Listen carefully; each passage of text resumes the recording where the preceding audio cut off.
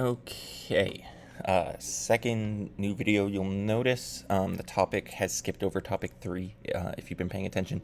Topic 3 is acids and bases.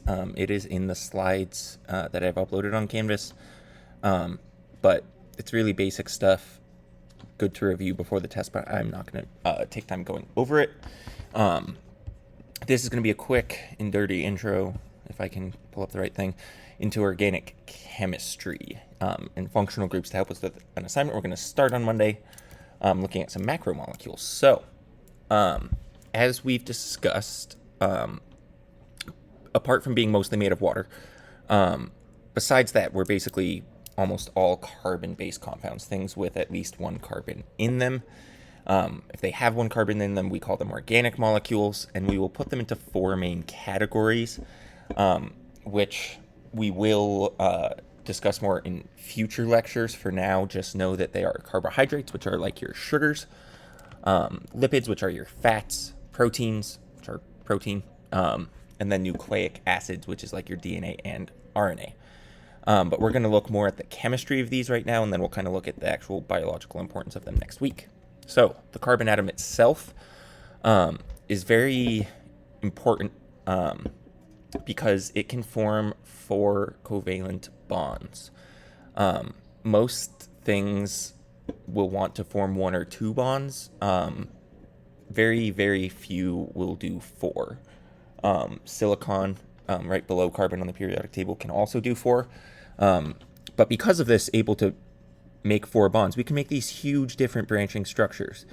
We have some, let me get my laser pointer, fatty acid chains here. This is like what a phospholipid kind of looks like. Not really a phospholipid, that's just a lipid.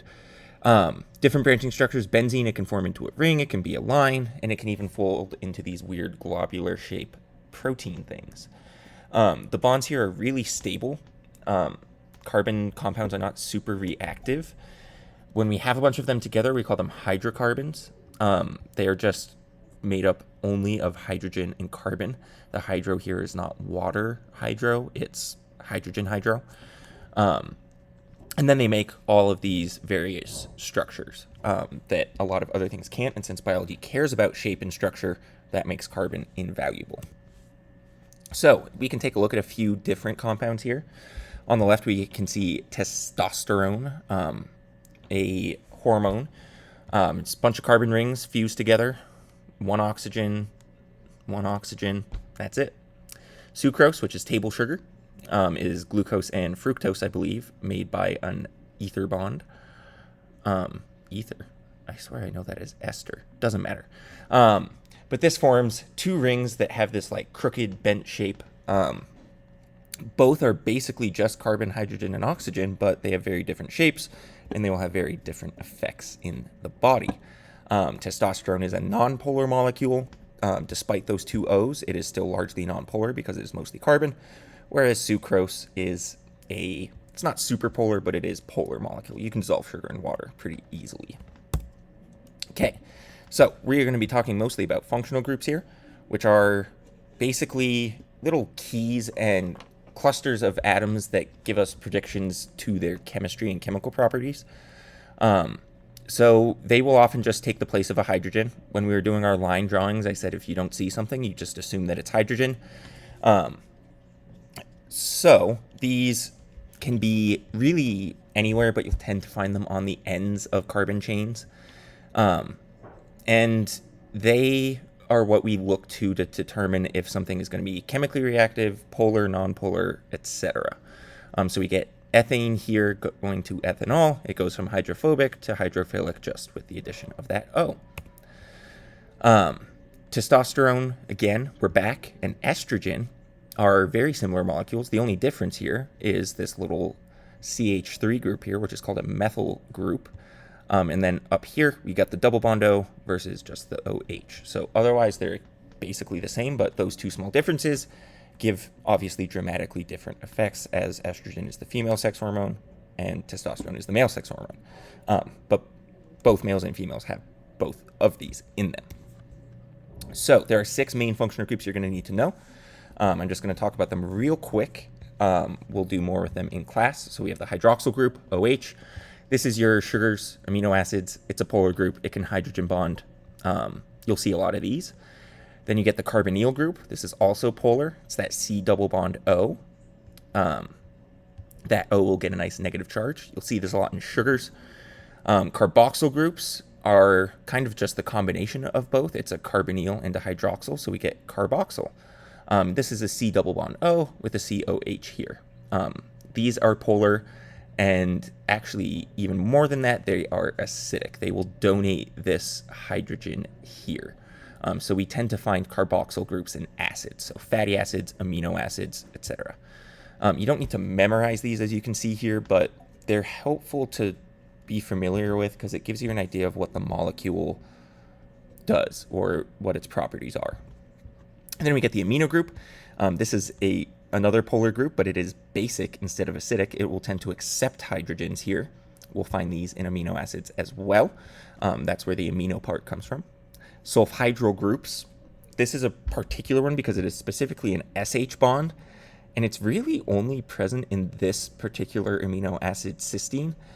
But it's really important because this sulfur here can form like a bridge where another amino acid will bond with that sulfur, and you get a nice strong linkage in your protein. So it's important for protein structure. And then lastly, we have phosphates. It's PO4. You'll see it in different drawings, basically, where the negatives might be distributed around. But if you see a phosphorus with 4 oxygen around it, it's a phosphate.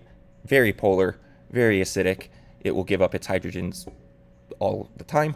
And this is going to be in our nucleotides and our phospholipids. And again, we'll look at these more in class on Monday.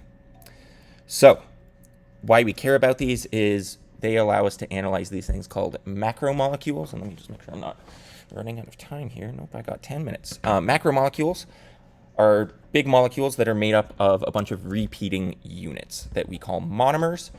You get a bunch of monomers together, it makes a polymer. So we're not going to worry about what types of macromolecules yet. We're going to just look at how they're made and broken down. So first, we have dehydration synthesis, which is a chemical reaction. It produces water. It can feel kind of opposite when you have dehydration and it's producing water into the surroundings. But you have to think of it as it is the actual molecules that are getting dehydrated. They are losing the water. And so it's an OH and an H basically fusing together, releasing as a water molecule, and then the two monomers link together. This is how we chain things together. This is how you make long chains of sugars. This is how you make, how you link amino acids together, etc. The opposite of it is hydrolysis. Hydro referring to water again, and lysis meaning lyse, which is to cut, not L-I-C-E, L-Y-S-E. And this is using a water molecule to essentially just break that bond. It's the opposite of dehydration synthesis. It is taking that water, chopping the bond between the two monomers to split it into two smaller groups. You'd see this type of reaction in like digestion, breaking down food. To aid in all of this, we have these molecules called enzymes. They are biological catalysts. Essentially, they just make reactions go faster. They lower the activation energy required, but they are not consumed. They are not changed. We're going to talk a lot about enzymes at the end of this unit when we do our pineapple lab. But for now, just know that they speed up these reactions that we just talked about. Okay, that is it. These interactive notes I tend to use as my practice problems that we'll start off class with, so no need to do them in advance. And I sped this video. Oh, it's under 10 minutes. That's easy. Have fun. Good weekend. Enjoy this video. That's all. Hakuna Matata.